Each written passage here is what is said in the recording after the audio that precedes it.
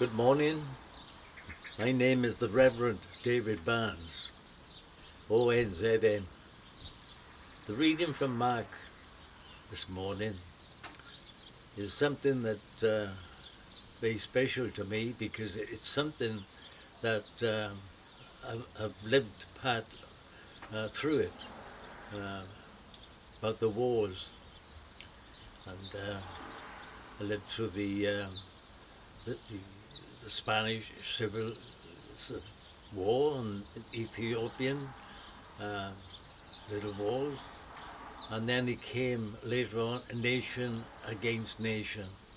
Now, the reason why I mentioned about the Abyssinian one or the Ethiopian one was that later on, years later on, some missionaries that was there at the time, they came and stayed with my wife and and so that was something that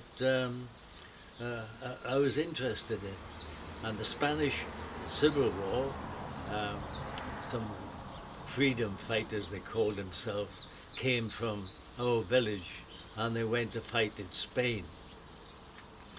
And when that was over, they brought back with them refugees, and they settled in where we lived, and they got a football team, and their football was a bit different to ours, but anyway, we got talked into playing against them, and I got picked. I got picked, and I think we had some sort of a medal, and that's the reason why I mention that, because that's what Christ said uh, when he looked at the temple, because the temple, um, when he was leaving, and one of the disciples said to Christ, "Look at the big stone, beautiful stones," and when they were sitting at the Mount of Olives there looking across, Christ said, "Now, not one of those stones will stand on top of another. They'll all be thrown down." And that prophecy came to pass. Now, how about the other ones now? About wars, rumors of wars that I just mentioned, and then nations will go to war against nations. And of course, I was involved in that one. I became involved when I was 17, and right to the end, 45. But what I want to talk about this morning is that when I was 12 years old, a friend of mine, and he came from a Welsh-speaking family, and the reason why I was allowed, he was allowed to come and play with me because I used to go to the Welsh chapel on a Wednesday night, and I used to love going along for the Welsh singing. They was Methodist, and I was brought up in the Assemblies of God, so I never knew any different. And just when we were singing the last hymn, and the Spirit of the Lord came upon me, I was 12 years old, and this was the prophecy. Many things are going to come and happen in our village, and there's going to be a lot of sadness. People are going to go away, and a lot of people are not going to come back, and nobody cares. The churches don't care, and the peoples don't care. They've been like a lot of children at the seaside, playing with the sand castles all through the summer, and they are not getting prepared for the winter. And winter's coming on, and nobody have got ready for the winter, and winter is coming on for our village, and that was that. A couple of days afterwards, some of the elders from the Welsh chapel came, asked to have a word with my father, and in the front room, they that's where special events or whatever, when they came, and that's where they laid you out when you died. I don't know if it still happens today. They didn't keep it at the morgue. So they asked my father if he'd be willing, and if I would be willing, they would like for me to be sent to one of their I suppose Bible schools or up in North Wales to live there as a boarder, and that's because of what I said at the meeting there. And they said, your son's got an unusual knowledge of the Bible. And my father said, yes, he has. He likes his Bible. And they never told him what I said or anything. And I'm listening by the door. You see, little pigs got big ears in those days, So this is what he said. He said, unfortunately, he doesn't know how to write. He doesn't seem to be able to join the letters to make up words. And he got a hard job to write English, low about Welsh. So they said, oh, that's very, very sad, very sad.